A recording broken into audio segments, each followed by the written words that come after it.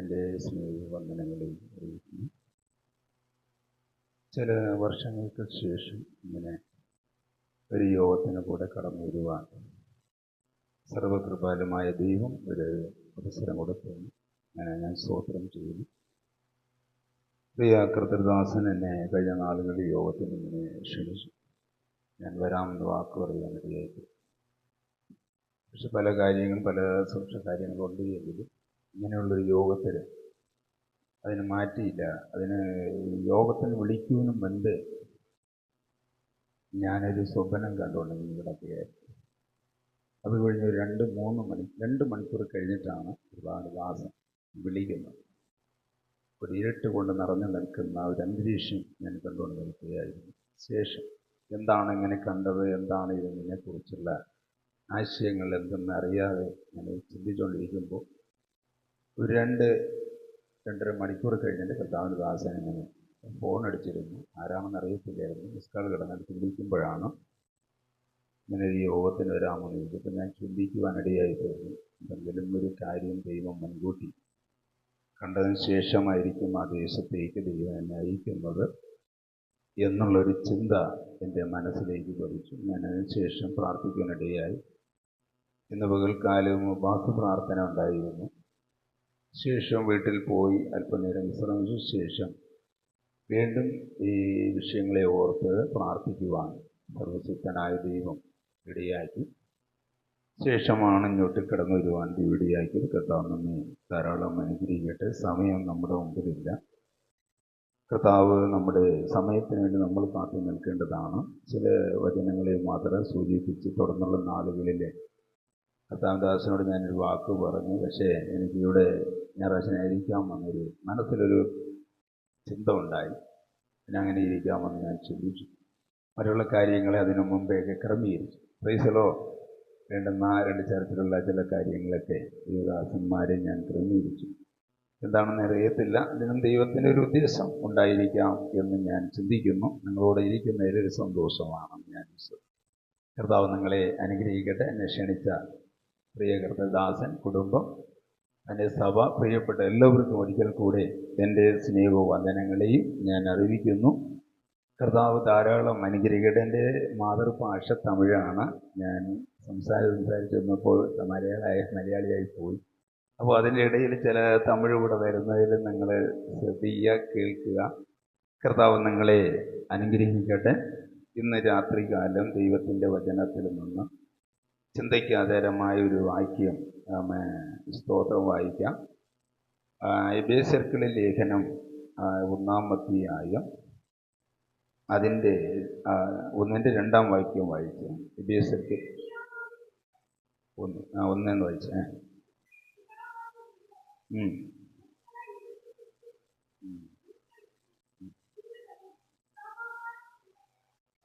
ആമേൻ. തലകൾ പിണക്കാം. ഒരിക്കൽ പ്രാർത്ഥന. വാഴ്ത്തത്തങ്ങളിൽ വിശ്വസ്തനും വാക്ക് മാറാതിരിക്കുന്ന ഞങ്ങളുടെ ദൈവമേ, സ്വർഗീയ നല്ല പിതാവ്, ഈ അനുഗ്രഹിക്കപ്പെട്ട നല്ല രാത്രിക്കായി സ്തോത്രം ചെയ്യുന്നു.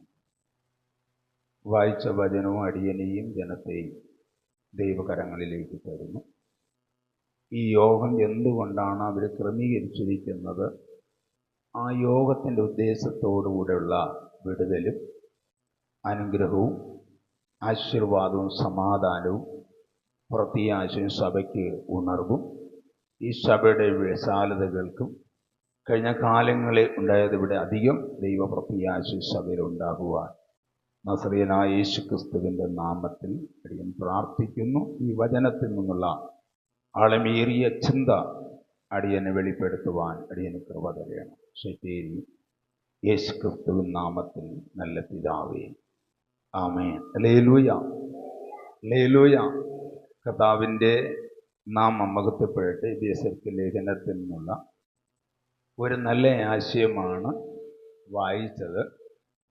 അതേ സ്തോത്രം. എഫേസ്യർക്ക് ലേഖനം എന്ന് പറയുമ്പോൾ തന്നെ ലേഖനങ്ങൾ, ഇതര ലേഖനങ്ങളുടെ വളരെ അനുഗ്രഹിക്കപ്പെട്ട ഒരു ലേഖനമാണ് എഫേസ്യർക്ക് ലേഖനം. ഈ എഫേസ്യർ ലേഖനത്തിൽ നിന്നും നമ്മൾ ഒരുപാട് ആശയങ്ങൾ നമുക്ക് ചിന്തിക്കാൻ കഴിയും. ഞാൻ വായിച്ച ഒരു വാക്യം എന്ന് പറയുന്നത് അവിടെ 2-3 വാക്യങ്ങൾ അത് അടങ്ങിയിരിക്കുകയാണ്. എന്നാൽ ഈ എബേസ്യർക്ക് ലേഖനത്തിൽ 1 തുടങ്ങി 3 വാക്യമാണ് അടങ്ങിയിരിക്കുന്നത്. 23 വാക്യം അടങ്ങിയിരിക്കുന്ന ഒരു അധ്യായത്തിൽ നിന്നാണ് ഒരു ചെറിയൊരു വാക്യം വായിച്ചത്. എബേസ്യർക്ക് ലേഖനം എന്ന് പറയുമ്പോൾ എല്ലാവർക്കും വളരെ നമ്മുടെ ലേഖനങ്ങളുടെ രാജാവെന്ന് പറയാം, അല്ലെങ്കിൽ അതിൻ്റെ ലേഖനങ്ങളുടെ വലിയ മഹത്വത്തിൻ്റെ ലേഖനങ്ങളാണ്. നല്ലൊരു ലേഖനമാണ്. ഈ ലേഖനവും കൊലോസ്യർക്ക് ലേഖനങ്ങളെയും ചേർത്ത് പഠിക്കുമ്പോൾ വളരെ അനുഗ്രഹിക്കപ്പെട്ട ഒരു വചനമാണ്. ഈ ലേഖനത്തിന് വളരെ പ്രധാനങ്ങൾ കൊടുക്കുവാൻ ഈ ലേഖനത്തിന് ഉണ്ട്. എന്നാൽ ഈ ലേഖനത്തിന് വളരെ അനുഗ്രഹങ്ങൾ നിറഞ്ഞു നിൽക്കുകയാണ്. ഉൽപ്പത്തി പുസ്തകത്തിൻ്റെ 12-ാം അധ്യായം വായിക്കുമ്പോൾ 7 വിധമായ അനുഗ്രഹങ്ങൾ കൊണ്ട് നിറഞ്ഞു നിൽക്കുന്ന ഒരു പുസ്തകം കൂടിയാണ്. Price the Lord.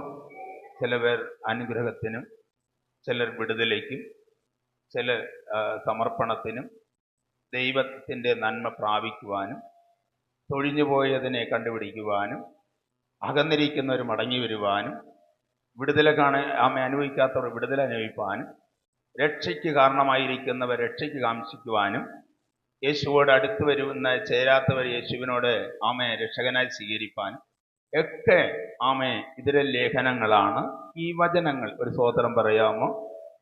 എല്ലാവരും ഉറങ്ങിയിരിക്കുന്നില്ലരുത്. നിങ്ങളെ കണ്ണടയ്ക്കാനായിട്ട് പറയുമ്പോൾ ഞാൻ അങ്ങ് താനെ നിർത്തിക്കോളും. ഞാൻ ഈ സഭയിലിരിക്കുന്നത് കൊണ്ട് എല്ലാ കാര്യങ്ങളെയും മാതൃകയായിട്ട് അറിയാം. അതുകൊണ്ട് വളരെ ശ്രദ്ധിച്ച് വചനങ്ങൾ കേൾക്കുക.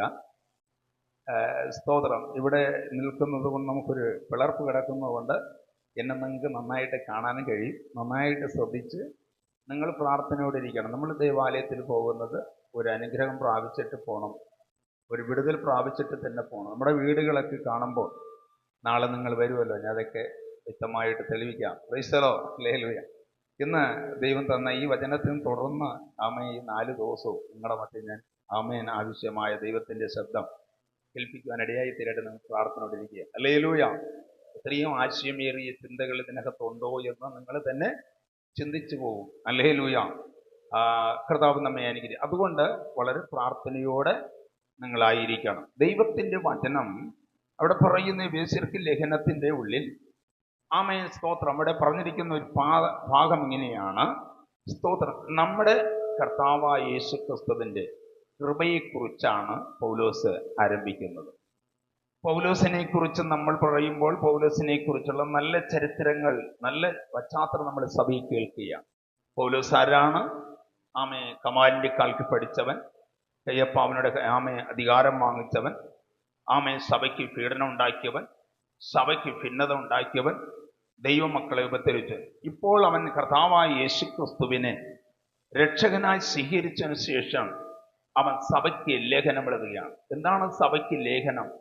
സഭ എങ്ങനെ ഇരിക്കണം, ജനം എങ്ങനെ ഇരിക്കണം, വ്യക്തികൾ എങ്ങനെ ഇരിക്കണം, കുടുംബങ്ങൾ എങ്ങനെ ഇരിക്കണം, വിശ്വാസി എങ്ങനെ ഇരിക്കണം, ദൈവദാസൻ എങ്ങനെ ഇരിക്കണം, ഒരു ദൈവദാസി എങ്ങനെ ഇരിക്കണം, ഒരു കുഞ്ഞെങ്ങനെ ജീവിക്കണം, ഒരു കുഞ്ഞെങ്ങനെ ഇരിക്കണം, സഭയിൽ വന്നാൽ എപ്രകാരമാണ് ആയിരിക്കണമെന്ന് ദൈവദാസനായിരിക്കുന്ന പൗലോസ് ലേഖനം എഴുതുകയാണ്. നമുക്കറിയാം വേദപുസ്തകം എന്താണ്. വേദപുസ്തകത്തെക്കുറിച്ച് ഇന്ന് സ്തോത്രം ഉപദേശങ്ങൾ, വേർതിരിപ്പുകൾ, വേർപാടുകൾ പല നിലകളിലാണ്. ദൈവസഭയിൽ നിന്നും നിലനിൽക്കുന്നവർ, ദൈവകൃപയിൽ നിലനിൽക്കുന്നവർ, ദൈവശബ്ദം കേട്ട് നിലനിൽക്കുന്നവർ ഇന്നുമുണ്ട്.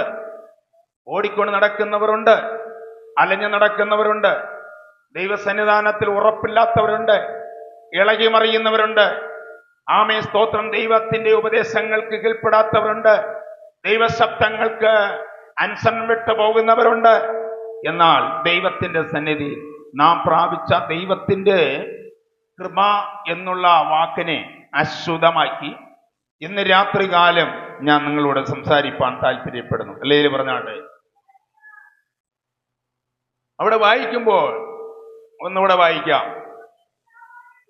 നമ്മുടെ പിതാവായ ദേവനാലും கர்த்தராகிய இயேசு கிறிஸ்துவினாலும்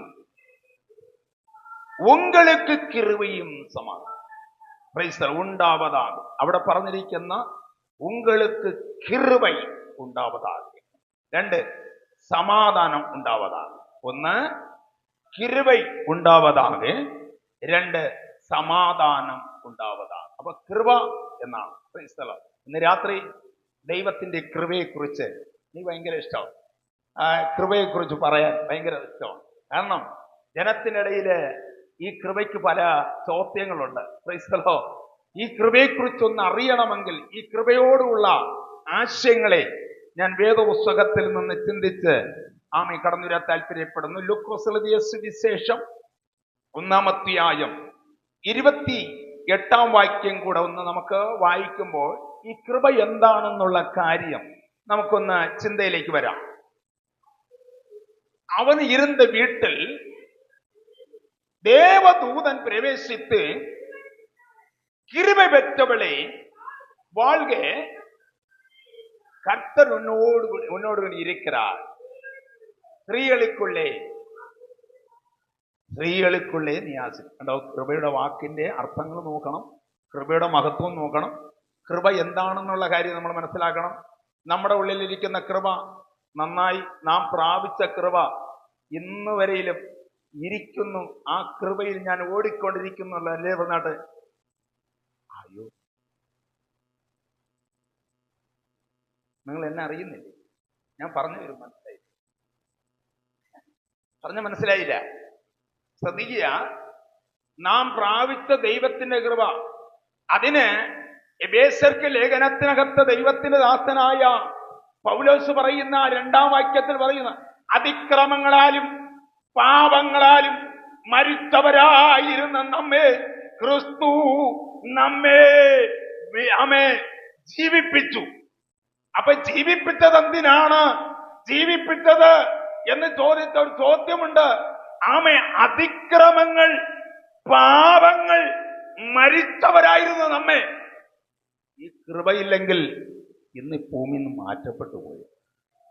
price the lord, praise the Lord.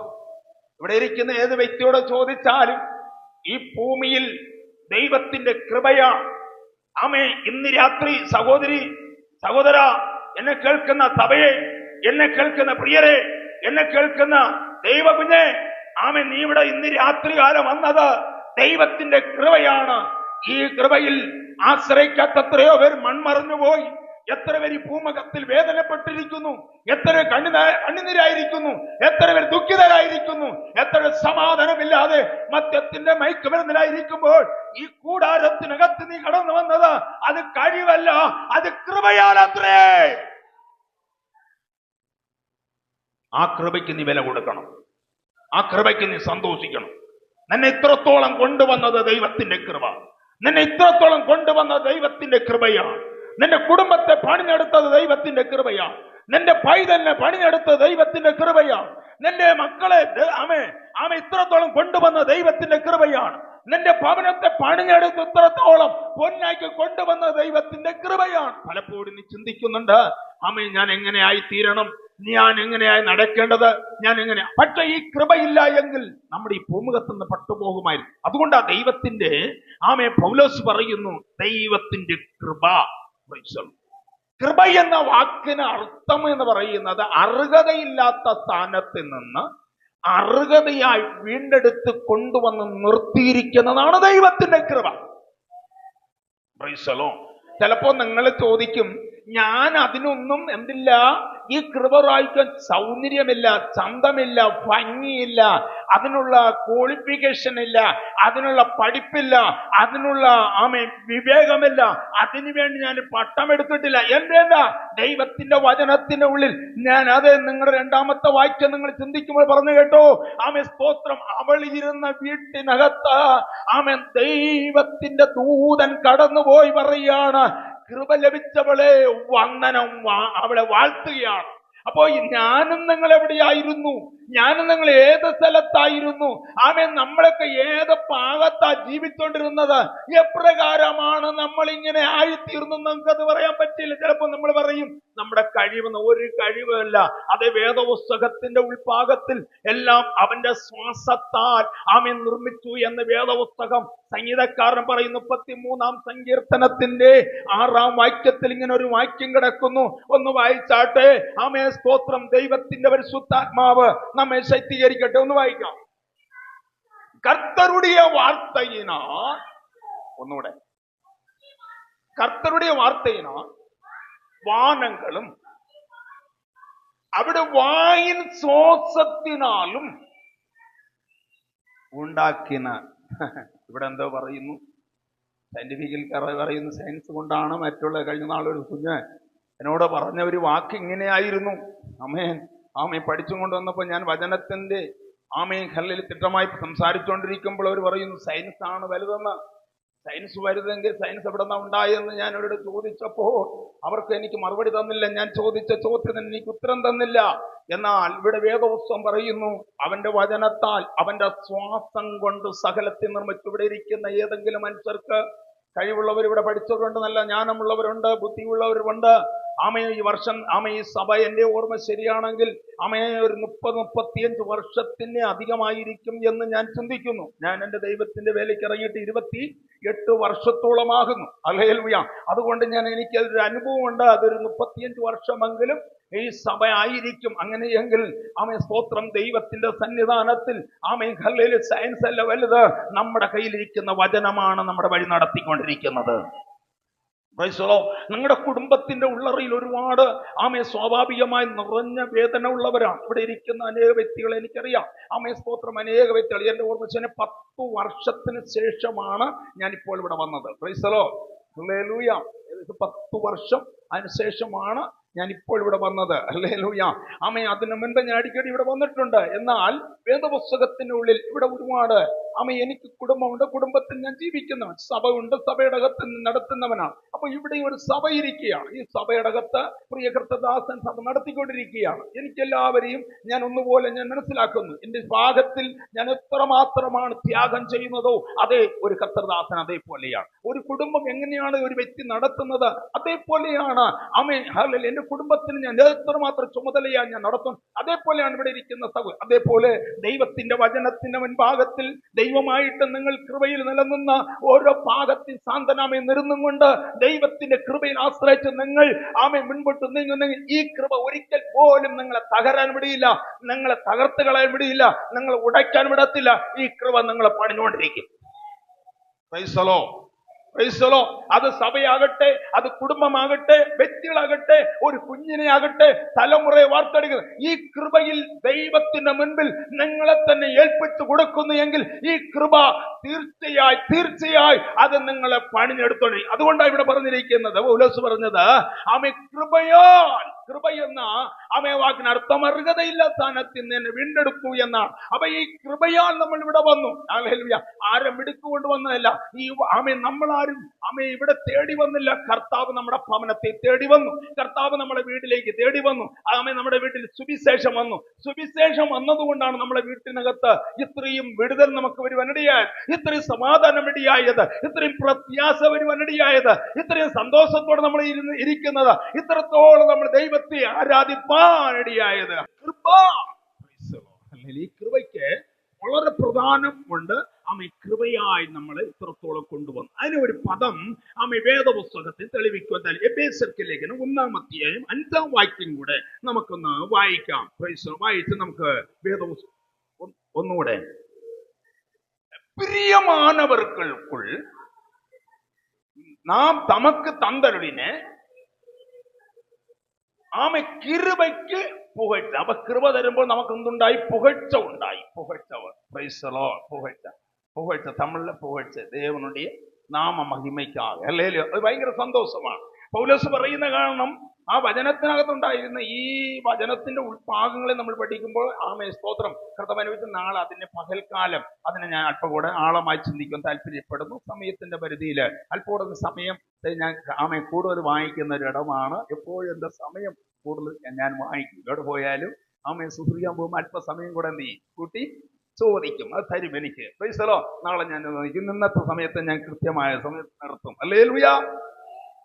ആമേൻ. ദൈവത്തിന്റെ വചനം ഒന്നുകൂടെ അത് വായിച്ചേ. മലയാളി ആരെങ്കിലും ഉണ്ടോ ഇവിടെ? ഇല്ല. ഒന്ന് വായിച്ചേ. നമുക്ക് തന്തരളിന് കിരുബയിൻ മഹിമയ്ക്ക് പുകഴ്ചയാ. അപ്പൊ പുകഴ്ച നമ്മുടെ ജീവിതത്തിൽ കൃപ വരുമ്പോ നമ്മൾ ഒരുപാട് പുകഴ്ച പറയാറുണ്ട് അല്ലേ? പുകഴ്ച. പക്ഷെ പൗലോസ് എന്ത് പറയുന്നു? കൃപയിൽ നിന്ന് തന്നെ ഞാൻ വീണം. പക്ഷെ 9.5 കോടി സ്വത്തിന്റെ ഉടമയാണ്, വലിയ ധനവാനാണ്, കപ്പൽ പ്രമാണിയുടെ മകനാണ്. അതേ പൗലോസ് ഇവിടെ പറയുന്നത് കൃപ ലഭിച്ചപ്പോൾ അവനൊരു പുകഴ്ച വന്നു. പക്ഷെ വിശ്വാസിയുടെ ജീവിതത്തിൽ സഭയോടുള്ള ബന്ധത്തിൽ ഇതൊരു കാത്തിരിപ്പ് യോഗം അല്ലെങ്കിൽ ആത്മീയ ഉണർവ് യോഗമാകുന്നുണ്ട്. ഞാൻ ആ നിലയിലേക്ക് മുൻപോട്ട് കടന്നു പോകുകയാണ്. അപ്പോൾ ദൈവത്തിന്റെ വചനത്തിലൂടെ പറയുന്നു, കൃപ ലഭിച്ചപ്പോൾ നമ്മുടെ ഉള്ളിന്റെ ഉള്ളറയിൽ എന്തു വന്നിരിക്കുന്നു? ഒരു പുകഴ്ച വന്നു. പുകഴ്ച. ചില ആൾക്കാർക്ക് എന്താ പുകഴ്ച വരുന്നതെന്ന് ചോദിച്ച ഒരുപാട് പുകഴ്ചകളെ കുറിച്ച് പറയാൻ കഴിയും. എന്താണ്? കുടുംബത്തിനകത്ത് പുകഴ്ച, മക്കളെ കുറിച്ചുള്ള പുകഴ്ച, സ്തോത്രം, ധനത്തെ കുറിച്ചുള്ള പുകഴ്ച, സ്തോത്രം, ശ്രേഷ്ഠതയെ കുറിച്ചുള്ള പുകഴ്ച, ഒരു ഭവനം പണിഞ്ഞാൽ പുകഴ്ച, ഇങ്ങനെയൊക്കെ പറയുന്ന ഒരുപാട് പേര് കാണാനുണ്ട്. പക്ഷെ വേദപുസ്തകം പൗലോസ് പറയുന്നത്, എനിക്ക് എന്തെങ്കിലും പുകഴുവാനുണ്ടെങ്കിൽ ക്രൂശിനെ കുറിച്ചല്ലാതെ എനിക്ക് വേറെ ഒന്നും പുകഴാനില്ല. പ്രൈസലോ. എനിക്ക് പുകഴുവാനുണ്ടെങ്കിൽ കർത്താവായ യേശുക്രിസ്തുവിന്റെ ക്രൂശിനെ കുറിച്ചല്ലാതെ എനിക്ക് വേറെ ഒന്നും പുകഴുവാൻ ഇല്ല എന്ന്. പക്ഷെ ഇവിടെ പറയുന്ന ഈ പുകഴ്ച നമ്മുടെ ജീവിതത്തിൽ വരുന്ന രക്ഷയുടെ സന്തോഷത്താൽ നമ്മൾ ആനന്ദിക്കും. പക്ഷേ മഹത്വം നമ്മുടെ ഉള്ളിൽ വന്നു. ദൈവത്തിന്റെ സാന്നിധ്യമാണ് നമ്മുടെ ഉള്ളിൽ വന്നത്. ഈ ദൈവ സാന്നിധ്യം നമ്മുടെ ഉള്ളിൽ വന്നപ്പോൾ നമ്മുടെ ഹൃദയങ്ങളുടെ ഉള്ളിൽ പാകത്തിൽ കർത്താവിൽ നിന്ന് അകന്നിട്ടുള്ള പുകഴ്ച ഉണ്ടെങ്കിൽ അത് വേറെ ആത്മാവാണ്. സ്തോത്രം. ഏതെങ്കിലും വിഷയം വന്നിട്ടുണ്ടെങ്കിൽ, ദൈവത്തിൽ നിന്ന് അകഴ്ച വന്നിട്ടുള്ളത് പിശാച് കൊണ്ടുവന്നതാണ്. അതിനെക്കുറിച്ച് യോഹന്നാൻ എഴുതിയ ലേഖനത്തിനകത്ത് വ്യക്തമായി ഇതിലെ ലേഖനങ്ങളിൽ എഴുതിയിരിക്കുന്നു. യോഹന്നാൻ എഴുതിയ ലേഖനം 1:4 വാക്യത്തിൽ വായിക്കുമ്പോൾ 4-ന്റെ 1 വാക്യം തൊട്ട് 4-1 പ്രൈസലോ. ലോകത്തിൽ അനേക കള്ളപ്രവാചകന്മാരുണ്ട്. നിങ്ങൾ എല്ലാ ആത്മാവിനെയും വിവേചിക്കണം. നമ്പാൻ പാടില്ല, വിശ്വസിക്കാൻ പാടില്ല. ദൈവത്താൽ വന്നതാണോ എന്ന് പരിശോധിക്കാൻ പറഞ്ഞു, അത് ചിന്തിക്കാൻ പറഞ്ഞു, അത് ധ്യാനിക്കാൻ പറഞ്ഞു. കാരണം ആത്മാവിനെ കുറിച്ച് നമ്മുടെ ഉള്ളിനകത്ത് എന്ത് ചെയ്യണം? നിദാനിക്കേണ്ടത് ആവശ്യമാണ്.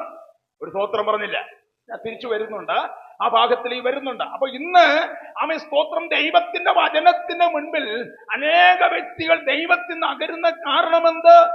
സ്തോത്രം, ദൈവാത്മാവിനെ വിവേചിക്കുന്നില്ല, ആത്മാവിനെ മനസ്സിലാക്കുന്നില്ല. ഏതാണ് ആത്മാവ്? ഏതാണ് ആത്മാവിന്റെ സ്വരം? അന്യഭാഷ പറയുന്നു. നിങ്ങളെ ഞാൻ കുറ്റം പറയാൻ വരുന്നില്ല. സ്തോത്രം, ഞങ്ങളെ വിധിക്കുവാൻ എനിക്ക് അധികാരമില്ല. എന്നാൽ ദൈവത്തിന്റെ ആത്മാവ്, നമ്മൾ പ്രാപിച്ച ദൈവാത്മാവിൽ നമ്മിൽ നിന്നും നിഗളം വരുന്നു എങ്കിൽ ആത്മാവിനെ വിവേചിക്കണം. നാം ദൈവത്തിൽ നിന്ന് അകരുന്നു എങ്കിൽ നമ്മൾ ആത്മാവിനെ വിവേചിക്കണം. ദൈവസഭയോട് നിലനിന്ന് ദൈവസഭയോട് ഉപദേശങ്ങളുടെ ഉള്ളിൽ നിലനിൽക്കാതെ അകരുന്നു എങ്കിൽ അത് നീ നിന്നെ തന്നെ വിവേചിക്കണം.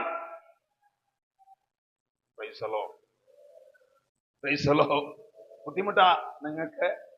ഞാൻ പറഞ്ഞല്ലേ, ദൈവം എന്നെ ഏൽപ്പിച്ച ഒരു വെളിപ്പാട് കൊണ്ട് മാത്രമേ ഞാൻ കണ്ടല്ലേ. ഞാൻ 2.5 മണിക്കൂർ കഴിഞ്ഞിട്ടാണ് എന്നെ കർത്താവിന്റെ ദാസൻ എന്നെ ക്ഷണിച്ചത്. ആ ക്ഷണിച്ചത് കൊണ്ട് ഞാനിവിടെ വന്നതുകൊണ്ട് എന്നെ പൂർത്തിയാക്കുന്ന 4 ദിവസം നിങ്ങളുടെ മുമ്പിൽ ഉണ്ടായിരിക്കും, തീർച്ചയാണ്. അതുകൊണ്ട് എന്നെ ഏൽപ്പിച്ച ഈ സഭയോടുള്ള എന്നെ ഏൽപ്പിച്ച ആ ശുശ്രൂഷയുടെ ഭാഗത്തെ അത് ഈ ആരാധന കഴിയുമ്പോൾ ഇതിനകത്തൊരു മാറ്റം ഉണ്ടാകണം. വിശ്വസിക്കുന്ന അല്ലേ പറഞ്ഞാണ്. ഹല്ലേലൂയ. സ്തോത്രം. ഒരു വിരുന്നൊരുക്ക എന്ന് പറയുമ്പോൾ ആ വിരുന്നിനകത്ത് വലിയ അനുഗ്രഹം ഉണ്ടാകണം. പ്രൈസലോ. ആ വിരുന്ന് ഒരുക്കുന്നതിന്റെ ഒരു ലക്ഷ്യം അവരെ കുടുംബങ്ങൾ അനുഗ്രഹിക്കപ്പെടുന്നത് പറയണം. ആമേ സ്തോത്രം. ആമേ ഞങ്ങളുടെ വിരുന്നിനൊരു അനുഗ്രഹം ഉണ്ടായിരുന്നു. കുറവിനെ നിറവാക്കി. കാനാ ഒരു കല്യാണ വീട്ടിനകത്തൊരു കുറവ് വന്നു. യേശു വന്നപ്പോൾ നിറവായി. അത് ഈ ആലയത്തിനകത്തും നിങ്ങളുടെ കുടുംബത്തിനകത്തും നിങ്ങളുടെ വ്യക്തിപരമായ നിലയിലും ഈ 2025 7-ാമത്തെ മാസം 3-ാം തീയതി ഈ യോഗം വെച്ചത് ഒരു വർഷം ചെല്ലുമ്പോൾ ഇന്ന ദിവസം നടന്ന യോഗം, ഇന്ന ദിവസം നടന്ന പ്രാർത്ഥന ഞങ്ങളുടെ ആലയത്തിനകത്ത് വളരെ അനുഗ്രഹമായി തീർന്നു. യേശു ക്രിസ്തു ഞങ്ങളെ ഉറ്റുനോക്കി ഞങ്ങളെ വിടുവിച്ചോണ്ടിരുന്നു. അതുകൊണ്ട് ദൈവത്തിന്റെ വചനം അവിടെ പറയുന്നത് ശ്രദ്ധിച്ച് കേൾക്കണം. ഒന്നുകൂടെ ആ ഭാഗം അവിടെ പറഞ്ഞിരിക്കുന്നത് ആത്മാവിനെ വിവേചിക്കണം. എന്താണ് ആത്മാവിനെ വിവേചിക്കാൻ? ഇന്ന് സ്തോത്രം സ്തോത്രം പണ്ട് ഞാൻ ഈ ദേശത്ത് ഓല സെട്ടായിരിക്കുമ്പോൾ ഇന്ന് എനിക്ക് വല്ല ഓർമ്മയാ. സ്തോത്രം അന്ന് ഞാൻ ചെല തട്ടി സ്തോത്രം ആകാശം ടയറി നിൽക്കുന്നത് പോലെയാണ്. സ്തോത്രം എനിക്ക് നല്ല ഓർമ്മയുണ്ട്. ചില ആദ്യകാലത്തിന്റെ ഒരു വ്യക്തി മരിച്ചുപോയി, റേഷൻ കട അല്ലേ, മരിച്ചുപോയി. ആ വ്യക്തിയും ഞങ്ങൾ ആ വീട്ടിലാണ് ഞാൻ ഉറങ്ങുന്നത്. അവിടെ ശുശ്രൂഷ കഴിഞ്ഞിട്ട് ആ ഭവനത്തിൽ വെച്ച് എനിക്ക് നന്നായിട്ട് അറിയാതെ കഴിഞ്ഞ് ഞങ്ങൾ ഒരുമിച്ച് ഇവിടെ നിന്നിട്ട് ഞങ്ങൾ ഒരുമിച്ച് വരും. വന്നിങ്ങനെ ഒരു ദിവസം ആരാധന കഴിഞ്ഞ് പോകുമ്പോൾ പിറ്റാം ദിവസം ഇങ്ങനെ ചെതിൽ കയറിയിരിക്കും. അന്ന് തട്ടിയിട്ട് ഞങ്ങള് ആരാധന നടത്തിയത് അത്ര വളരെ സുഖാന്തിയോടുകൂടെ ഇതിനകത്ത് നടത്തി. അന്ന് ഞാൻ വളരെ രാത്രി പകലില്ലാതെ ഈ വേലയ്ക്ക് വേണ്ടി വളരെ കിട്ടാൻ കൊടുത്ത് എന്റെ വീട് കൂടെ മറന്നിട്ട് ഞാൻ ഇവിടെ ഇരുന്ന് ആരാധിച്ചിട്ടുണ്ട്. ഇവിടെ തങ്ങിയിട്ടുണ്ട്. എനിക്ക് നല്ല ഓർമ്മയുണ്ട്. അതിന്റെ ഓഹരി ഞാൻ ഇവിടെയും എനിക്ക് ലഭിക്കും, അവിടെയും ഉണ്ട്. അത് ഞാൻ പറയാം. അതുകൊണ്ട് സ്തോത്രം ഇന്ന് വരെ നിലനിൽക്കുന്നത് ഈ കൃപയിലാണ്. ഇന്ന് വരെ ഉപദ്രവങ്ങൾ വന്നു, അവിടെ എല്ലാം ദൈവം പിടിച്ചു നിറ കൃപ. പക്ഷേ ആത്മാവിനെ വിവേചിക്കണം. എന്താണ് ഈ ആത്മാവിനെ വിവേചിക്കുന്നത്? സ്തോത്രം ഒരു തന്റെ നടപ്പിനെ കാണുമ്പോൾ മനസ്സിലാക്കാൻ കഴിയും. ഒരു സഭയില് ഒരു വ്യക്തി ദൈവത്തിന്റെ സന്നിധാനത്തിൽ ആദ്യകാലത്തിൽ വരുമ്പോൾ രക്ഷിക്കപ്പെട്ട ഒരു ദൈവത്തിന്റെ പൈതൽ, രക്ഷയെ കരസ്ഥമാക്കിയ ദൈവത്തിന്റെ ദാസി, അല്ലെങ്കിൽ ദൈവത്തിന്റെ പൈതൽ, അല്ലെങ്കിൽ ദൈവദാസൻ, അല്ലെങ്കിൽ ദൈവത്തോട് സാമ്യം മനസ്സലിഞ്ഞ ദൈവമായിട്ടൊരു ബന്ധം പുലർത്തുന്ന ഒരു വ്യക്തി വരുന്നത് 8 മണിക്ക് വരും എന്ന് പറഞ്ഞാൽ സ്തോത്രം 8 മണിക്ക് മുൻപേ വന്നിരിക്കും. 8 മണിക്ക് മുൻപേ വന്നിരിക്കും. അവനോട് രാജ്ഞി. പക്ഷേ ഇവന്റെ ആത്മീക സ്നേഹം സ്തോത്രം ചില ദിവസങ്ങൾ ഓടി ആരാധിച്ചും പ്രാർത്ഥിച്ചും ഒക്കെ വരുമ്പോ ചില കഷ്ടതകൾ അവന്റെ ജീവിതത്തിൽ വരാം. ചിലപ്പോ രോഗങ്ങൾ വരാം, ചില പ്രതികൂലങ്ങൾ വരാം, ചില പോരായ്മകൾ വരാം, മനുഷ്യനാലുള്ള ഇടർച്ചകൾ വരാം, ചിലപ്പോ വചനത്താലുള്ള ഇടർച്ചകൾ വരാം, ചിലപ്പോ ആത്മീകമായിട്ടുള്ള ഇടർച്ച വരാം. അന്നേരം അവന്റെ ഒരു കാലടി പുറകോട്ട് പോകുന്നു എങ്കിൽ അവന്റെ ആത്മാവിനെ നമ്മൾ വിവേചിക്കണം, അവന്റെ ജീവിതത്തെ വിവേചിക്കണം, അവന്റെ മനസ്സിനെ വിവേചിക്കണം, അവന്റെ ഹൃദയ അന്തർഭാഗത്തെ അവന്റെ പവനത്തെ വിവേചിക്കണം, അവന്റെ നടപ്പിനെ വിവേചിക്കേണ്ടതുണ്ട്. നിങ്ങൾ മിണ്ടിയില്ല എനിക്കറിയാം. നിങ്ങൾ മിണ്ടിയില്ലെന്ന് എനിക്കറിയാം. ഇത് കർത്താവ് പണിയുന്ന സഭയാ. ഇത് കർത്താവ് പണിയുന്ന സഭയാ. ദൈവമേ സ്തോത്രം. നമ്മൾ കാണുന്ന 4 കൈയടിച്ചു, സ്തോത്രം അന്യഭാഷ പറഞ്ഞു, പാസ്റ്ററി കാണിക്ക കൊടുത്തു, സ്തോത്രം ദൈവസഭയിൽ ഞാൻ കൃത്യനിഷ്ഠവൻ. അതൊന്നുമല്ല. അതൊക്കെ ചെയ്തോ, അതൊക്കെ നിന്റെ ആത്മീക കാര്യത്തോടെ വരുന്ന. പക്ഷെ നിന്റെ നിലനിൽപ്പിനെ കുറിച്ചും നിന്റെ കുടുംബത്തിനകത്തുള്ള നിലനിൽപ്പിനെ കുറിച്ചും നിന്റെ പൗരത്വം ദൈവസഭയോട് നിൽക്കുന്നതിനെ കുറിച്ചുള്ള ഒരു കാഴ്ചപ്പാടാണ് ഇന്ന് രാത്രി ഇവിടെ നടന്നുകൊണ്ടിരിക്കുന്നത്. അത് നീ ഭൂമിക്കുരവനല്ല, വരുവാനായുള്ള യേശുവിന്റെ രാജ്യത്തിന്റെ ഉടമയായി തീരുവാൻ കർത്താവായ യേശു എന്നെ വിളിച്ചിരിക്കുക. ഹല്ലേലൂയ. അതുകൊണ്ട് ദൈവത്തിന്റെ വചനം പറയുന്നത് സ്തോത്രം ആത്മാവിനെ വിവേചിക്കണം. എന്തുകൊണ്ട്? ഇന്ന് അനേകടങ്ങളിൽ ആരാധനയിൽ പെശകുകൾ വരുന്നു.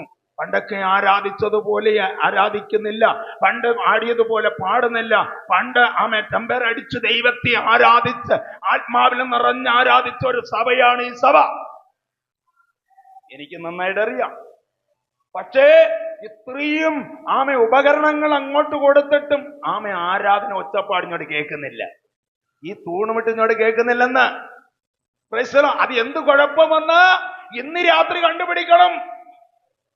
യോഗം നടക്കുന്നതിലല്ല, ദൈവദാസന്മാർ പ്രവചിക്കുന്നതിലല്ല, ദൈവദാസന്മാർ രോഗശാന്തി നടത്തുന്നതിലല്ല. നമ്മുടെ ജീവിതത്തിൽ എവിടെയോ പാകപ്പഴ തെറ്റിക്കിടക്കുന്നു എങ്കിൽ അത് ഇന്ന് രാത്രികാലം കണ്ടുപിടിക്കണം. Price the lord, praise the Lord. നിനക്കൊരു മാറ്റം വരണം, നിന്റെ വീട്ടിനകത്തൊരു മാറ്റം വരണം. നീ പ്രാർത്ഥിച്ചിട്ട് പോകുമ്പോൾ നിന്റെ മക്കൾക്കൊരു മാറ്റം വരണം. അവന്റെ പിന്മാറ്റം ഒന്ന് മടങ്ങി വരണം. എന്റെ ഭർത്താവ് മദ്യപാനിയാണെങ്കിൽ അതിനകത്തൊരു മാറ്റം വരണം. നീ ആരാധിച്ചത് കൊണ്ട് എന്റെ ദൈവം വിടിവിച്ചു എന്ന്. Hallelujah, hallelujah. അതുകൊണ്ട് ദൈവത്തിന്റെ വചനം പറയുന്നു, ആത്മാവിനെ വിവേചിക്കും. ഞാൻ തിരിച്ചു വരാം. അതുകൊണ്ടാ ചിലരെന്ത് ചെയ്യുന്ന, ഉള്ളിനകത്തിരിക്കുന്ന പോഴ്ച എന്താ വരുന്നത്? ആത്മാവ് കൊണ്ട് നമുക്ക് ദൈവത്തിന്റെ കൃപ. ദൈവം ഒരു നല്ല കാര്യം ചെയ്തു, നമ്മുടെ വീട്ടിനകത്തൊരു നല്ല വീട് തന്നു വെച്ചോ, അത് നല്ല കാര്യമാണ്. കർത്താവ് നിന്റെ ഒരു കാലത്ത് നീ വളരെ ഇടുങ്ങിയ അനുഭവമായിരുന്നു. ഓലക്കുടിശിനകത്തിരുന്നു ഊട് വലിച്ചും സ്തോത്രം വളരെ കട്ടതയും കൂടെ നീങ്ങിയ ഒരു കാലമുണ്ടായിരുന്നു. കർത്താവ് നിന്റെ കണ്ണുനീരുണ്ടായിരുന്നു. നീ പ്രാർത്ഥിച്ചു. മഴയത്തൊന്നും കൊണ്ട് കർത്താവേ ഇതിനൊരു മാറ്റം നീ എനിക്ക് തരില്ലയോ എന്നൊക്കെ ചോദിച്ച കാലങ്ങൾ നിനക്ക് ദൈവത്തോട് ചോദിച്ച കാലമുണ്ട്. പക്ഷെ അത് ദൈവം അങ്ങ് കുറിച്ച് കേട്ടോ. ആ കാലങ്ങളുടെ നടുവിൽ ദൈവം നിനക്കൊരു കാലങ്ങൾ കടന്നുപോയപ്പോ ഒരു വീട് തന്നു. നീ പുകഴാനില്ല, നിന്റെ കഴിവെന്ന് പറയരുത്, അത് കൃപയെന്ന് പറയണം. ഇത്രത്തോളം എന്നെ കൊണ്ടുവന്നു, അത് കൃപയെന്ന് പറയണം. നിനക്ക് തലമുറ തന്നു, കൃപയെന്ന് പറയണം. നിന്റെ ഭവനത്തിനത്തിൽ മാറ്റം തന്നു, അത് കൃപയെന്ന് പറയണം. ഞാൻ ദൈവത്തിന്റെ സമൂഹത്തിൽ രക്ഷയെ കരസ്ഥമാക്കിയപ്പോൾ എന്റെ ഉള്ളിനകത്തൊരു കൃപ തന്നു. പലപ്പോഴും തകർന്നു പോയി, പലപ്പോഴും ഞാൻ വീഴ്ന്നു പോയപ്പോഴും ദൈവത്തിന്റെ കൃപ എന്നെ താങ്ങി. അതുകൊണ്ട് എന്റെ ജീവിതത്തിന് ഒരു പോഴ്ച പറയാനുണ്ട്. അത് യേശു ക്രിസ്തുവിന്റെ കൃപയെ കുറിച്ച് ഞാൻ പുകഴും. നമ്മൾ കൃപയെക്കുറിച്ച് എത്ര പേര് പുകഴുന്നുണ്ട്? യേശുവിനെ കുറിച്ച് എത്ര പേര് പുകഴുന്നു? നമ്മുടെ നസ്രയനായിരിക്കുന്ന യേശു, നമ്മുടെ രക്ഷകനായ യേശു, നമ്മുടെ വീണ്ട. അതാണ് കർത്താവിന്റെ വചനത്തിൽ രണ്ടാമത്തെ പോയിന്റ് ഞാൻ നിങ്ങളെ പറഞ്ഞത്. അത് ഞാൻ തൊട്ടു വന്നില്ല. ആ ഭാഗത്തിൽ ഞാൻ പറഞ്ഞ ഒരു പോയിന്റാണ്, മറിയായിരുന്ന വീട്ടിനകത്ത് അന്നത്തെ കാലത്ത് എത്രയോ മറിയമാരുണ്ടായിരുന്നു. പക്ഷേ യോഗ്യത ഉള്ളവളെ മേല് ദൈവകൃപ പകർന്നു. യോഗ്യത ഉള്ളവളെ മേൽ. അപ്പൊ അവളെന്ത് കൃപ അവിടെ മേൽ പകരാൻ കാരണം സ്തോത്രം, ഒന്ന് അവിടെ ഹൃദയശുദ്ധി ഉണ്ടായിരുന്നു. ഹൃദയശുദ്ധിയുള്ള യഹോവയെ അവന് പ്രവചിക്കേണ്ട ആവശ്യമില്ല. അവന് പ്രവചനം വേണ്ട. പ്രവചനം ജാതികൾക്കാ പ്രവചനം. അവന് പ്രവചിക്കേണ്ട ആവശ്യമില്ല.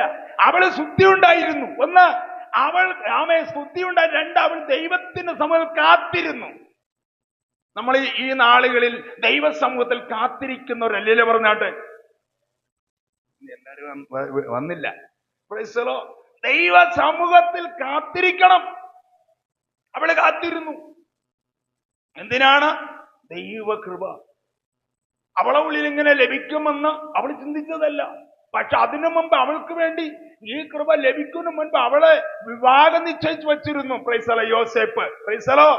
അതിനെ മുൻകൂട്ടി പഠിക്കുമ്പോ ഈ കൃപ പ്രാപിക്കുമ്പോ അവൾക്ക് വിവാഹം നിശ്ചയിച്ചു വെച്ചിരുന്നു യോസേപ്പും മറിയ. പക്ഷെ ഒരു കാര്യം, ദൈവത്തിന്റെ ദൂതൻ അതിനും സ്തോത്രം കൃപ ഇവിടെ മേൽ നൽകി. സ്തോത്രം പറഞ്ഞാട്ടെ, കൃപ ഇവിടെ മേൽ നൽകി.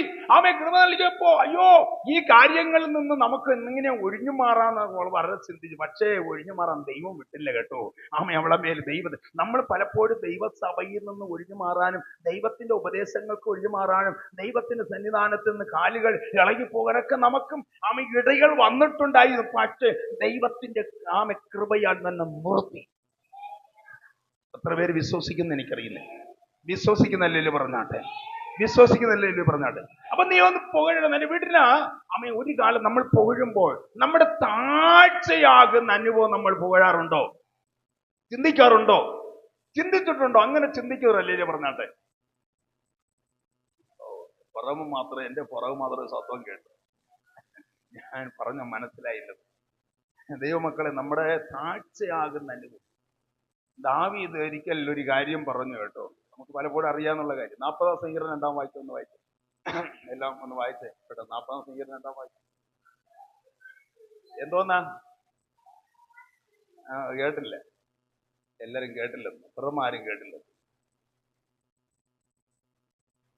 ഭയങ്കരമായ അങ്ങനെ കിടന്ന് ഭയങ്കരമായൊരു കുഴി, ഭയങ്കരമായൊരു കുഴി. അതിനകത്ത് ചേറും ചേറ്റും എല്ലാം കൂടെ കിടന്നു, വേസ്റ്റുകൾ കിടന്നു. അവിടെ നിന്നാ തൂക്കി കിടന്നു. ഒന്ന് കുഴയാന സ്റ്റേറ്റ്, പഴയമറ ചെടിയും ചേറും എല്ലാം കൂടെ കിടന്നു. ഈ ചേർന്ന് പറയുമ്പോൾ ഒരു കാര്യം മനസ്സിലാക്കണം. ഇതിനകത്ത് നിന്നാ ദൈവം നമ്മളെ എന്ത് ചെയ്തത്? തൂക്കിയെടുത്തത്. നമ്മുടെ കാഴ്ചയാകുന്നുണ്ട്. അന്ന് ആരും ഇല്ലായിരുന്നു നമുക്ക് താങ്ങാൻ, കൂടെ കരയാൻ, കൂടെ സ്നേഹിക്കാൻ, കൂടെ നിൽക്കാമെന്ന് പറഞ്ഞവരൊക്കെ പോയി കേട്ടോ.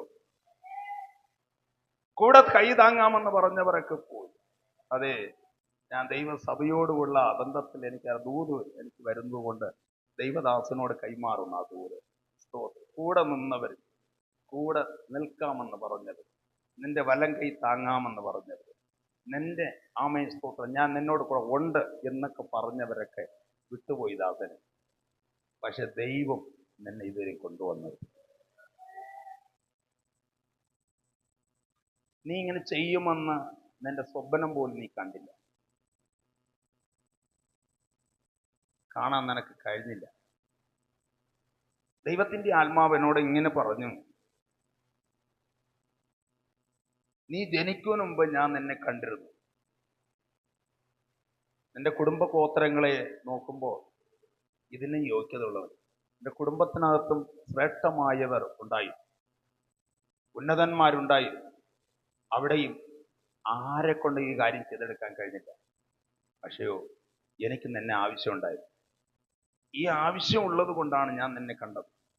ബഹുദൂരമായിരുന്ന നിന്നെ ഈ സ്ഥലത്ത് കൊണ്ടുപോയി. അബ്രഹാമിനോട് പറഞ്ഞു, ഞാൻ നിന്നെ കാണുന്ന ദേശത്തേക്ക് ചെല്ലും, ഞാൻ നിന്നെ വലിയ ജാതിയാണ്, സകലം വിട്ടു നീ അവിടെ നിന്ന് ഇവിടെ വന്നു. ഇവിടെ വന്നിട്ട് നിന്നെ കൊണ്ട് ഞാൻ എന്ത് ചെയ്യണമെന്നുള്ളത് ഇവിടെ ഇരിക്കാൻ പറഞ്ഞു.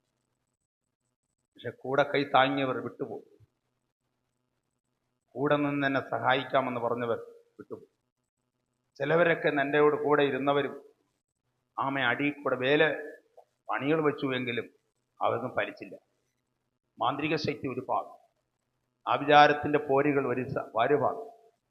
ഇത്രയും ഉയരി വരുമെന്ന് ആർക്കും ചിന്തിക്കുവാൻ പോലും ആരുടെ മനസ്സിന്റെ ഉള്ളിൽ വെളിപ്പാടുകൾ ഉണ്ടായിരുന്നില്ല. ഞാൻ നിന്റെ മേലിട്ടിരുന്ന വെളിപ്പാട് ഈ നാളുകൾ കൊണ്ടുവന്നപ്പോൾ ചില ബലവാന്മാർ ഇതിനകത്ത് കടന്നു വരുവാൻ വേണ്ടി ആഗ്രഹിക്കുന്നുണ്ട്. ചിലർ ഇതിനകത്ത് നോട്ടം വെച്ചുകൊണ്ടിരിക്കുക, ചിലർ ഇതിനകത്തൊക്കെ കടന്നു വന്ന് വെട്ടിപ്പിടിക്കാമെന്നൊക്കെ വളരെ ചിന്തിക്കുന്നുണ്ട്. പക്ഷെ അത് കർത്താവ് അനുവദിക്കാതെ ഇതിൻ്റെ അകത്ത് ഒരുത്തനെ കയറ്റി. വിശ്വസിക്കുന്നല്ലേ പറഞ്ഞു. പക്ഷെ ഇവിടുത്തെ വേല തികഞ്ഞു. അടുത്ത കാലഘട്ടങ്ങളിലേക്ക് ഞാൻ എന്ത് കൈമാറും, ആരെ കയ്യിൽ ഇത് ഏൽപ്പിച്ചിട്ട് മാറും? അത് നിന്റെ പുത്രന്മാരുടെ നടുവിൽ ദാവീദിനോട് ഏൽപ്പിച്ച കാര്യങ്ങൾ ദാവീദ് തളർന്നിരിക്കുമ്പോൾ ദാവീദ് ആലയം പണിഞ്ഞതിന് ശേഷം ഞാൻ ഇതിനകത്ത് എന്ത് ചെയ്യണമെന്ന് പരിശുദ്ധാത്മാവ് ദാവീദ് ദുഃഖിതനായിരിക്കുമ്പോൾ ദാവീദിനോട് ദൈവത്തിന്റെ ആത്മാവ് അരുളി ചെയ്തു, നാഥാനെ അവനെ അയച്ചിട്ട് പറഞ്ഞു, നാഥാൻ ദാവീദേ, നീ ഭാരപ്പെടേണ്ട, നിന്റെ മകനായിരിക്കുന്ന ശലോമോനെ കൊണ്ട് ഞാൻ ചിലതൊക്കെ പഠിക്കും. എൻ്റെ തലമുറകളിലേക്ക് ഞാൻ നിന്നെ കൈവശം ചെയ്ത് അത് നടത്തുമാറാകും. അവരുടെ ജ്ഞാനത്തിൻ്റെ വിവേകികളായിരുന്ന് അതിനെ പോറ്റിയും പുലർത്തുകയും നടത്തുകയും ചെയ്യുമെന്ന് ദൈവത്തിനുള്ളപ്പാട് ശലോമോൻ ദാവീദിനോട് കല്ലിച്ചു. അതിൽ ദാവീദിന്റെ മനസ്സ് ഉറച്ചു. ദാവീദിന്റെ മനസ്സ് ഉറച്ചപ്പോൾ ശലോമോൻ അതിനെ വീണ്ടും അത് ചെയ്യുവാൻ ഇടയായി തീർന്നു. വിശ്വസിക്കുന്നല്ലേ പറഞ്ഞാട്ട് ദൈവത്തിന്റെ കൃപ ഇത്രത്തോളം കൊണ്ടുവന്നതിന് പുകഴാൻ ഒന്നുമില്ല. പുകഴാനുണ്ടെങ്കിൽ എന്തെങ്കിലും പറഞ്ഞിട്ടുണ്ടെങ്കിൽ ഇതെല്ലാം കൃപയാൽ തന്നെ പോകും. പരിശുദ്ധാത്മാവ് നിങ്ങളെ അനുഗ്രഹിക്കട്ടെ. Hallelujah, hallelujah. ചില വ്യക്തികൾ ഇതിനകത്ത് ദൈവത്തിന്റെ സന്നിധാനത്തിൽ നിലനിൽക്കുന്നു. നിങ്ങൾ നിലനിന്നാൽ ഈ നാളുകൾ ഈ കൃപയുടെ അകത്ത് നിങ്ങൾ നഷ്ടപ്പെട്ട് അനേകർ ദൈവത്തിൽ നിന്ന് കൃപയിൽ നിന്ന് അകന്നിരിക്കുന്ന വ്യക്തികൾ ഇതിനകത്തുണ്ട്. ഒന്നുകൂടെ നിങ്ങൾ കയറി വന്നാൽ ഈ കൃപയിൽ നിങ്ങൾക്ക് വിലപ്പെടാൻ കഴിയും. കൃപയിൽ നഷ്ടപ്പെട്ടവർ ദൈവത്തിന്റെ വിലപ്പെട്ട് പുകഴരുത്, സ്വയം പുകഴരുത്. കർത്താവിനെ നീ പുകഴ്ത്തുക, കർത്താവിനെ ഉയർത്തുക. എൻ്റെ കുടുംബത്തിൽ തകർന്നിരിക്കുന്ന അനുഭവങ്ങൾ ഇന്ന് രാത്രി ഒന്ന് കണ്ടുപണിയണം. പരിശുദ്ധാത്മ നിന്റെ കുടുംബത്തിനകത്ത് ചില മാറ്റങ്ങൾ തരും. വിശ്വസിക്കുന്നവരല്ലേ പറഞ്ഞാട്ടെ. ഹല്ലേലൂയ. ദൈവത്തിന്റെ വചനത്തിൽ ആത്മാവിനെ നീ എന്ത് ചെയ്യണം? വിവേചിക്കണം. കഴിഞ്ഞിട്ട് എഫേസ്യർ ലേഖനം അവിടെ പറയുന്നു, സ്തോത്രം 5-ാം വാക്യം, ആ ആ ഉം.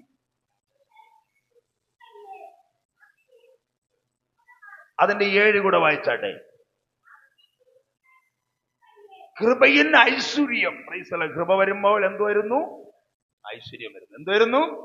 ഐശ്വര്യത്തെ കൊണ്ട്. ഐശ്വര്യം. നമ്മളിവിടെ എന്ത് ചെയ്യുന്നു? ഐശ്വര്യത്തിന് വേണ്ടി എന്തൊക്കെ കാണിച്ചു കൊടുക്കുന്നു അല്ലെ? കാട്ടിക്കൊടുന്നു. സഹോദരിമാരെ വളരെ വളരെ മോഡൽ ഉണ്ടാക്കുന്നു, കുടുംബത്തിനകത്ത് മോഡലുകൾ ഉണ്ടാക്കി നോക്കുന്നു. പക്ഷേ വേദപുസ്തകം പറയുന്നു കൃപ വരുമ്പോൾ എന്ത് ചെയ്യുന്നു? നമ്മെ അറിയാതെ ഐശ്വര്യത്തെ, അനുഗ്രഹത്തെ കൊണ്ടുവരുന്നു. അനുഗ്രഹത്തെ കൊണ്ടുവരുന്നു. ഒന്നുകൂടെ അത് വായിച്ചോ, 7 വാക്യം. ആ ആ പാപമന്നിപ്പുണ്ട്. കൃപ വരുമ്പോൾ നമുക്ക് എന്ത് വരുന്നു? ഐശ്വര്യത കൊണ്ടുവരുന്നു. പാപമോചനം ഉണ്ടാകുന്നു. പാപമോചനം. അപ്പൊ കൃപ ലഭിക്കുന്നു. കൃപയാ. ഈ കൃപ നമ്മുടെ ജീവിതത്തിൽ എന്തുകൊണ്ടുവരുന്നു? അനുഗ്രഹത്തെ മാത്രമല്ല, ഐശ്വര്യത്തെയും സന്തോഷത്തെയും സമാധാനത്തെയും കൊണ്ടുവരുന്നു. അതവിടെയാ കൊണ്ടുവരുന്നത്. നനവരൊക്കെ അത് മനസ്സിലാക്കാൻ. അയ്യോ, ഞാൻ നിൽക്കുന്നു സഹോദര, കൃപയാൽ എന്റെ വീട്ടിൽ എന്തെങ്കിലും ലഭിച്ചുവെങ്കിൽ കൃപയാൽ. അത് ഐശ്വര്യം കൊണ്ടുവന്നെങ്കിൽ നീ എന്റെ വീട്ടിൽ നിന്ന് നീ കൊണ്ടുവന്നതല്ല. ഇവിടെ നിന്ന് നമുക്കൊന്നും കൊണ്ടുപോകാൻ പറ്റിയില്ല. എന്തെങ്കിലും നിന്റെ വീട്ടിനകത്ത് നിന്റെ കണ്ണിന് ഇഷ്ടമായി തന്നുകൊണ്ടാണ് കൃപയാൽ. നിന്റെ ഭാര്യ എത്രത്തോളം ഐശ്വര്യം വച്ചിരിക്കുന്നെങ്കിൽ അത് കൃപയാണ്. നിന്റെ ഭാര്യ കൃപയാൽ ദൈവം വച്ചിരിക്കുന്നെങ്കിൽ വളരെ ഐശ്വര്യം അടിച്ചിരിക്കും, അത് കൃപയാൽ. അനേകം രോഗം പിടിച്ച് കിടക്കുമ്പോൾ നിന്റെ ഭാര്യയെ ദൈവം കൃപയാൽ വെച്ചിരിക്കും, അത് ഭയങ്കര അനുഗ്രഹമാണ്. നിന്റെ മക്കളെ കൃപയാൽ വെച്ചിരിക്കും. അവിടെ മറ്റുള്ളവർ ഡെയിലി ആശുപത്രി കൊണ്ടുപോകുന്നു, നിന്റെ കുഞ്ഞിനെ സൂക്ഷിച്ച് വെച്ചിരിക്കുന്നത് അത് കൃപയാ. അത് ഐശ്വര്യമാണ്. എന്താണ് ഐശ്വര്യം? നിന്റെ കഴിവുകൊണ്ടല്ല കേട്ടോ, അത് ഐശ്വര്യത്തെ കൊണ്ട് നിർത്തിയിരിക്കും. കർത്താവ് നിന്നെ മാനിച്ചു നിർത്തി. ഈ കൃപയിൽ ദൈവത്തെ സ്തുതിക്കുമ്പോ നിന്റെ കുടുംബത്തിന്റെ ഉള്ളിൽ നീ ആഴമായി ചിന്തിക്കണം. കർത്താവേ ഈ സ്തോത്രം 1 മണിക്കൂർ പ്രാർത്ഥിക്കും, 2 മണിക്കൂർ പ്രാർത്ഥിക്കും. 2 മണിക്കൂർ പ്രാർത്ഥിക്കുന്നവൻ 4 മണിക്കൂർ പ്രാർത്ഥിക്കും, 4 മണിക്കൂർ പ്രാർത്ഥിക്കും, 6 മണിക്കൂർ പ്രാർത്ഥിക്കും. അങ്ങനെ പ്രാർത്ഥിക്കും. കാരണം ഈ കൃപ ഒരിക്കൽ നമ്മൾ എന്ത് ചെയ്യില്ല, തോൽപ്പിക്കത്തില്ല. അങ്ങനെ തോറ്റുപോകുന്ന ദൈവത്തിന്റെ കൃപയല്ല. കൃപ നമ്മളെ ജയിപ്പിക്കും.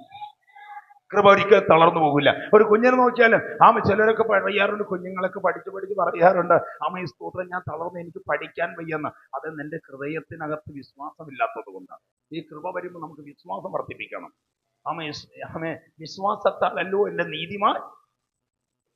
വിശ്വാസത്താൽ നീതിമാൻ ജീവിക്കും. വിശ്വാസത്താലാണ് ഈ വിശ്വാസം നമ്മുടെ ഉള്ളിനകത്ത് വരേണ്ടത്. ഇന്ന് അനേകരുടെ ഉള്ളിൽ വിശ്വാസമില്ല. ആ വിശ്വാസത്തെ കാലിൽ കെട്ടിപ്പടിയുന്നില്ല. വിശ്വാസത്തെ സന്തോഷമാക്കുന്നില്ല. വിശ്വാസത്തെ മുൻപോട്ട് വിശ്വാസം നടക്കുന്നില്ല. എന്തുകൊണ്ടാണ്? ഇവിടെ ഹൃദയത്തിൽ വിശ്വാസമില്ല. ഈ കൃപ മാത്രം ഇരുന്നാൽ പോരാ, അവിടെ ഉള്ളിനകത്ത് വിശ്വാസം കൂടി ഇരിക്കണം. വിശ്വാസം ഇരുന്നാൽ മാത്രം പോരാ, ദൈവത്തോടുള്ളൊരു ബന്ധം പുലർത്തണം. ആ ബന്ധം പുലർത്തിയ മാത്രം പോരാ, ദൈവ സന്നിധാനത്തിൽ ഇരിക്കണം. ഇരുന്ന് തന്നെ ബലപ്പെടണം. ഇരുന്ന് പോകണം. ഇരിക്കുമ്പോൾ ഈ നടുവകത്തിന് വേദനിക്കും കേട്ടോ, മുട്ടക്ക് വേദന ഞാൻ അനുഭവിക്കുന്നുണ്ട്.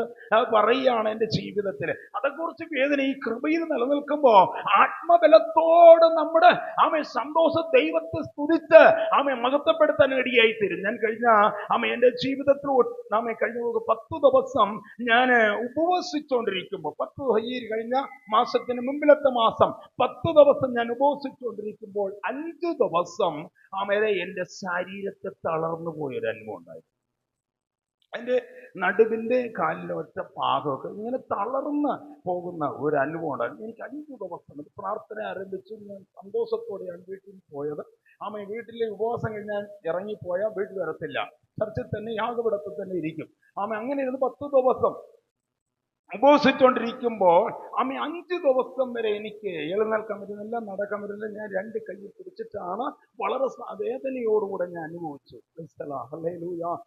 ആ സമയത്ത് എനിക്ക് എന്ത് ചെയ്യണമെന്ന് അറിയാം. ഞാൻ എൻ്റെ വായോട് പറഞ്ഞു, എനിക്ക് നല്ല സുഖമില്ല, എന്തായി തീരണമെന്ന് അറിയത്തില്ല, ആശുപത്രി പോകണോ, എവിടെ പോകണോ, എന്ത് ചെയ്യണമെന്ന് എനിക്ക് അറിയത്തില്ലാത്തൊരു ഒരു വേദനയുടെ ഘട്ടമായിരുന്നു. പക്ഷേ ഞാൻ ദൈവത്തോട് പറഞ്ഞു, ആ കിടക്കയിൽ അങ്ങ് കിടന്നും കൊണ്ട് ദൈവത്തിന്റെ മുൻപിൽ ഒരു പാട്ട്, ആമേ സ്തോത്രം, ഹല്ലേലൂയ, ആമേ സ്തോത്രം, വലിയൊരു പാട്ടിന്റെ സ്വർണം എൻ്റെ ജീവിതത്തിലേക്ക് ഉണ്ടായിരുന്നു. ഞാനെടുത്ത് ഇങ്ങനെ പുസ്തകം നോക്കിക്കൊണ്ടിരിക്കുമ്പോൾ ആമേ ആ പാട്ടിന്റെ സ്വർണം എനിക്കറിയത്തില്ല. വീട്ടിൽ ഞാൻ പാടുന്ന ഒരു അനുഭവം ഉണ്ടായിരുന്നു. ഭാര്യ കൂടെ പാടുമ്പോൾ ഞാൻ കൂടെ പാടാറുണ്ട്.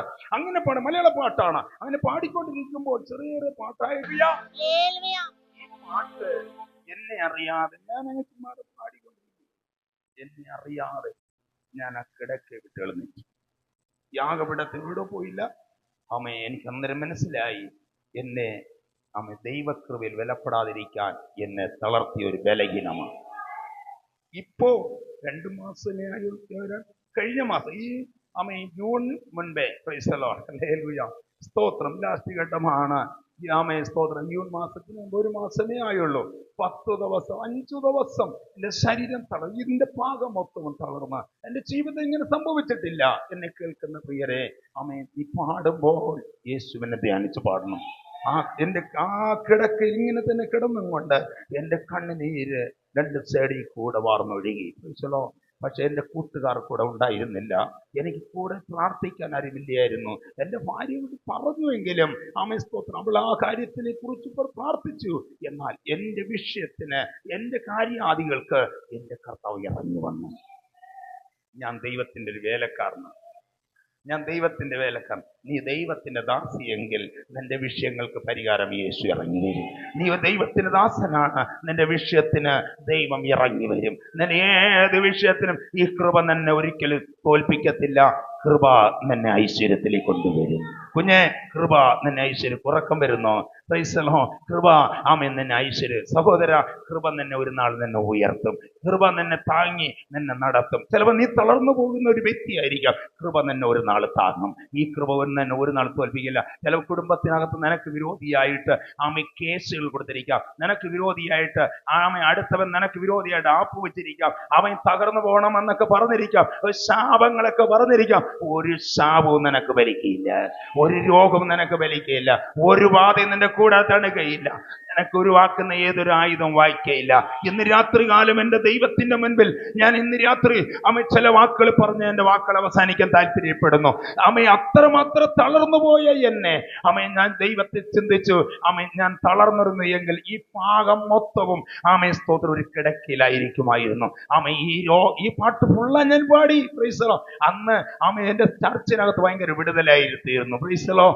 സ്തോത്രം, ഭയങ്കര വിടുതലായിരുന്നു. കഴിഞ്ഞ ഈ മാസത്തിൽ ഇപ്പോൾ തന്നെ കഴിഞ്ഞ ആഴ്ചയിൽ വെള്ളിച്ചെന്ന് ഉപവാസം വയ്ക്കുമ്പോൾ ഭയങ്കര മിറക്കിളായിരുന്നു എൻ്റെ കർത്താവ്. കുറച്ചുപേരെ ഉണ്ടായിരുന്നെങ്കിലും ആരാധിക്കാൻ വന്നവർ വിടുതല പ്രാപിച്ചു. ഇന്ന് രാത്രി കാലം നിന്റെ കുടുംബത്തിനകത്ത് ഈ വിടുതല ഉണ്ടാകും. നിന്റെ വീട്ടിനകത്ത് ഇരുട്ടുകൾ മാറുവാൻ ദൈവസന്നിധിയിൽ ഒരു മനുഷ്യരും സ്തോത്രം ഹല്ലേലൂയ നിനക്ക് വിരോധിയായിട്ട് എഴുന്നേറ്റ് വന്നാലും അത് നിനക്ക് ഫലിക്കയില്ല. ഒരു മന്ത്രം നിനക്ക് ഫലിക്കയില്ല. വിശ്വസിക്കുന്ന ഹല്ലേലൂയ പറ ദൈവത്തിന്റെ വചനത്തിൽ. അതുകൊണ്ട് ഈ കൃപ എന്തുകൊണ്ട് വരുന്നു? കൃപ ഐശ്വര്യത്തെ കൊണ്ടുവരുகிறது. എന്നെ കൊണ്ടുവരുகிறது ഐശ്വര്യത്തെ കൊണ്ടുവരുന്നു. പിള്ളയ്ക്ക് ഐശ്വര്യത്തെ കൊണ്ടുവരുന്നു. குடும்பத்துக்குள்ளே ஒரு ஐஸ்வர்யத்தை கொண்டு வரணும். உன் தரவாட்டுக்குள்ளே ஒரு ஐஸ்வர்யம், உன் விசுவாசத்துல ஐஸ்வர்யம். காரணம், புகழக்கூடாது.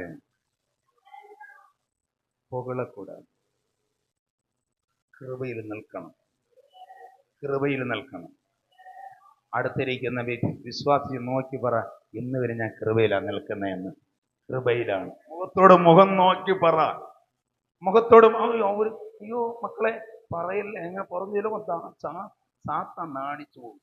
കൈ കൊടുത്ത് പറ, ഞാൻ കൃപയിലാ ദൈവം നിൽക്കുന്നേ.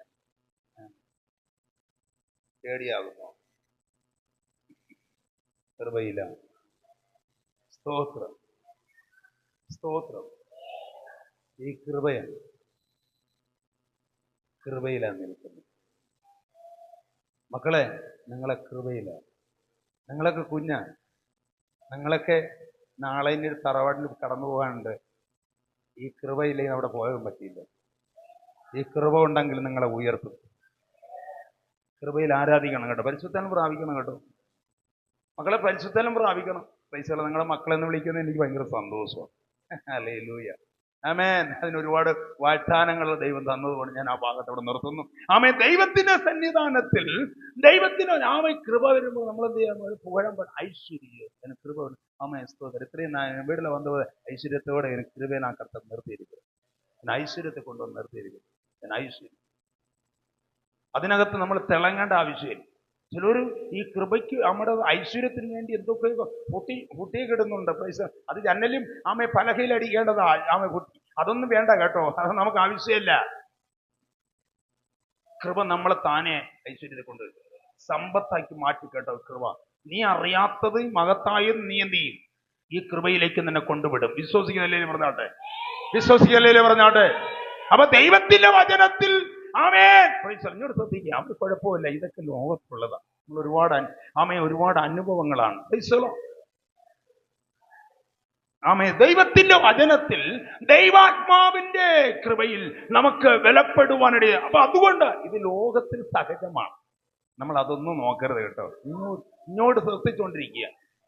പരിശുദ്ധനായ ദൈവത്തിന്റെ മുൻപിൽ ദൈവമായിട്ടുള്ള ദൈവകൃപയിൽ നമ്മൾ വിലപ്പെടുമ്പോൾ ആമേ നമ്മളെ ഐശ്വര്യത്തിലേക്ക് കൊണ്ട് ഐശ്വര്യം അതില് ആമേ. ഇനി നമുക്ക് ആ കൃപയെക്കുറിച്ച് മനസ്സിലാക്കണം. 2-ാം അധ്യായം 6-ാം വാക്യം വായിച്ചേ. 2-ാം അധ്യായം എഫേസ്യർക്ക് ലേഖനം ആമേ 2-ാം അധ്യായം 5-ാം വാക്യം വായിച്ച. 5-ാം വാക്യം ഒന്നുകൂടെ വായിച്ച. അല്ല, 2-ാം അധ്യായം 5-ാം വാക്യം. அக்கிரமங்களினாலே மரித்தவர்களாயிருந்த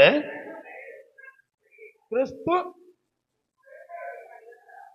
ഒന്നൂടെ വായിച്ചേ കേൾക്കുന്നു.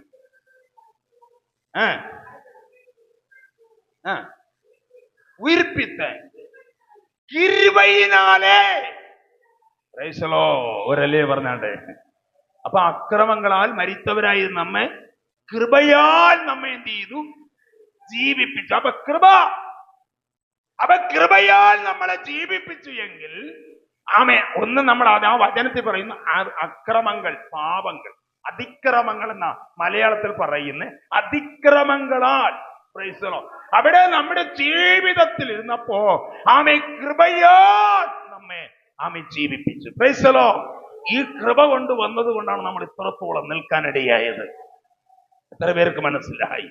ഈ കൃപ ആമേ, ഈ കൃപ നമ്മുടെ ജീവിതം. ഈ കൃപയെ കുറിച്ച് മനസ്സിലാക്കണമെങ്കിൽ യോഹന്നാൻ എഴുതിയ സുവിശേഷം ആമേ 1-ാം അധ്യായം 14-ാം വാക്യം വായിച്ചേ. ഈ കൃപയുടെ മകൻ അന്തം ആർത്തെ മാംസമായി കിരുബയിനാലും സത്യത്തിനാലും நிறைந்தவராய் നമുക്കുള്ള വാസം അല്ലേ പറഞ്ഞാട്ടെ. Hallelujah, hallelujah. വിശ്വാസത്തോടെ അല്ലേ പറഞ്ഞാട്ടെ, വിശ്വാസത്തോടെ അല്ലേ പറഞ്ഞാട്ടെ. ഭൂതത്തിന്റെ ശക്തി അഴിഞ്ഞു മാറട്ടെ. വിശ്വാസത്തോടെ ഇരുട്ടിന്റെ വ്യാപാരങ്ങൾ അഴിയട്ടെ. ദൈവകൃപ വെളിപ്പെടട്ടെ. പരിശുദ്ധാത്മാവ് ശക്തീകരിക്കട്ടെ. പാപികൾ മനം തിരിയട്ടെ. കൃപയും സത്യം നിറഞ്ഞവനാണ്.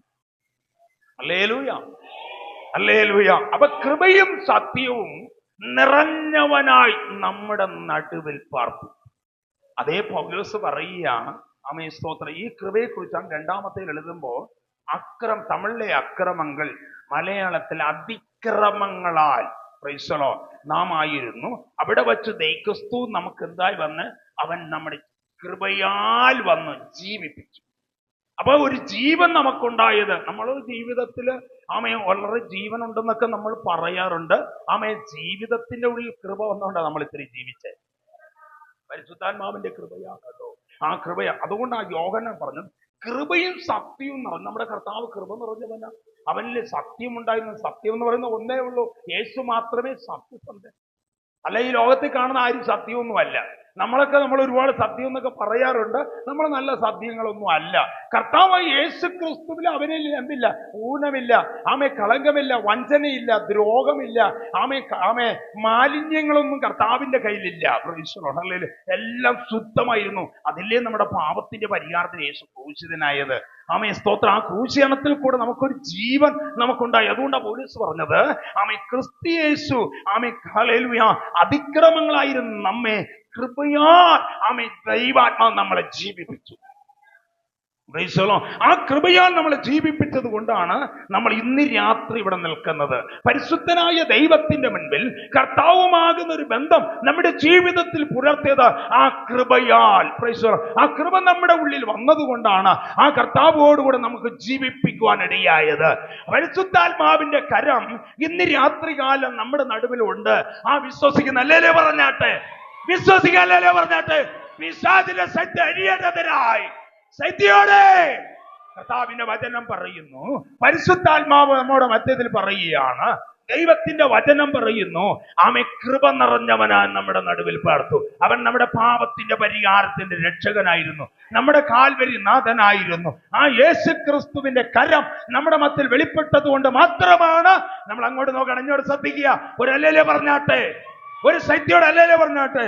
സാത്താന്റെ പ്രവൃത്തി അഴിയട്ടെ, ശത്രുവിന്റെ പോരി അഴിയട്ടെ. ദൈവത്തിന്റെ വലിയ പ്രവൃത്തി ഇന്ന് രാത്രികാലം പരിശുദ്ധാത്മാവിന്റെ കരം നമ്മുടെ മുന്നിൽ വെളിപ്പെടേണ്ടതിന് നാം ദൈവത്തിന്റെ മുൻപിൽ കൃപ നിറഞ്ഞവനായി നമ്മൾ